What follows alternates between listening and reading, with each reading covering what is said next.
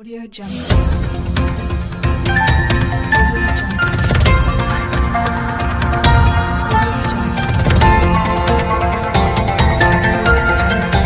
इसलिए संत कहते हैं माटी का तेरा बना। 24শে ডিসেম্বর 2022 ধর্মতলা শহীদ মিনার এক বিশেষ আয়োজন হয় মহাত্মা অঞ্জনা বাইজি মানব উদ্যান সেবা সমিতির পক্ষ দিয়ে দিবস সদ্ভাবনা সম্মেলন আয়োজন হয়। মুখ্য বক্তা সতপালজি মহারাজ আর অনেক মহাত্মাগণ উপস্থিত ছিলেন। উনি নিজে বক্তৃতা রাখলেন সবার সামনে।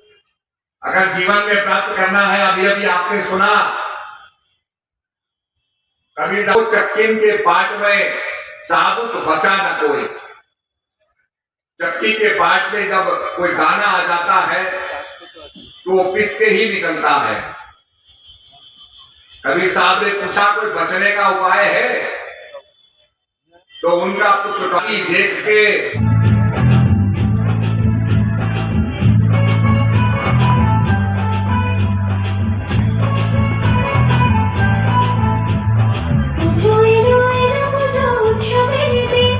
और सबसे ज्यादा खुशी है कि हमारे बीच में हमारे बाल प्रभु श्री आयान जी महाराज बना रहे हैं और हम सबको यहाँ पर हम सब लोग जो है आनंद लेंगे। तो मैं आप सब लोगों को जो सुना रही थी इसके ऊपर मनन कर महाराज की।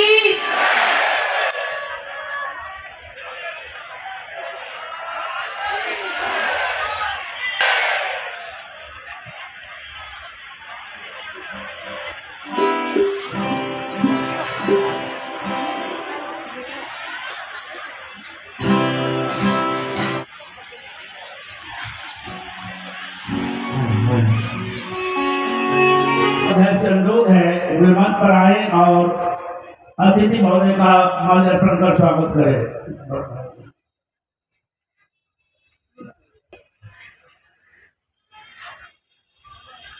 आप लोग ताली बजाकर उनका स्वागत कीजिए।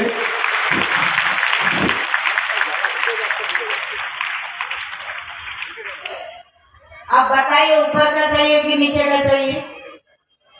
गुरु महाराज ने सोचा कि ये धान गेहूं को लगाता नहीं है, वो क्या और जाकर के पूरे में ट्राली में लेकर के गुरु महाराज लग रहा है, क्योंकि पिछले साल कोरोना था। कोरोना के कारण बहुत लंबे समय तक कार्यक्रम नहीं हो पा रहे थे। अब ये कार्यक्रम हुआ है तो बहुत अच्छा लग रहा है और जनता को भी बहुत अच्छा लग रहा है। लोगों को इस सम्मेलन से प्रेरणा प्राप्त होती है और स्पिरिचुअलिटी की तरफ उनका जो है आगे बढ़ने का मौका मिलता है और इंस्पिरेशन प्राप्त होती है।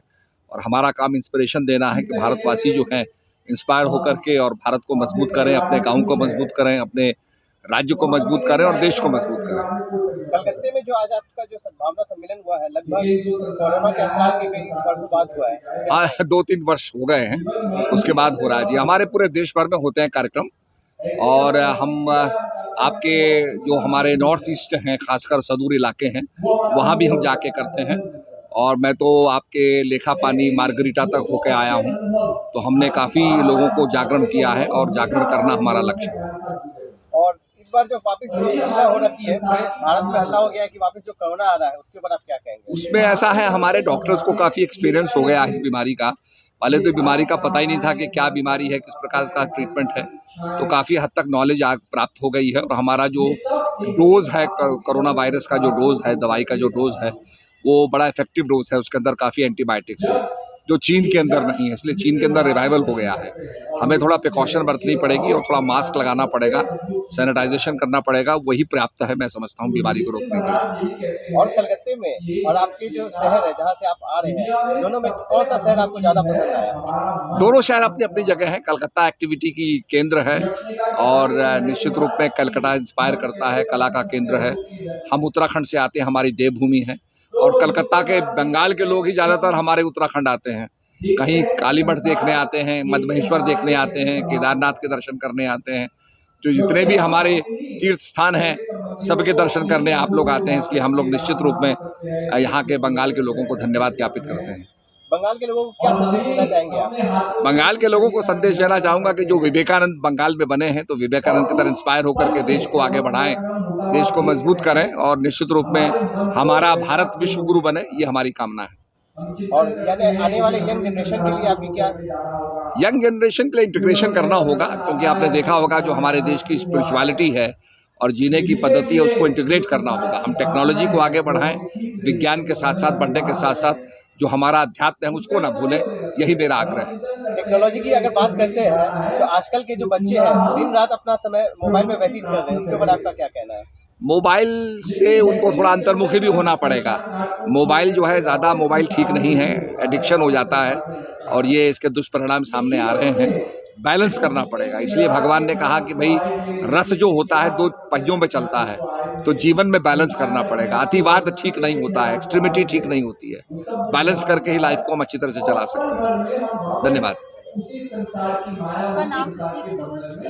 सवाल हमें करना हाँ था। हाँ, ये जो जातिवाद के नाम पे आज हर तरफ बंटवारा अभी भी चल रहा है।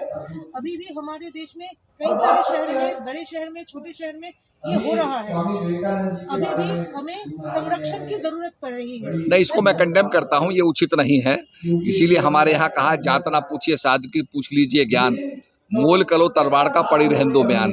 जातिवाद ठीक नहीं होता, समाज को बांटता है और समाज के लिए बिल्कुल घातक है। और लिंग से भी तो बांटा जाता है जी? लिंग से भी बांटा जाता है। हाँ, वो भी ठीक नहीं है, उचित नहीं है।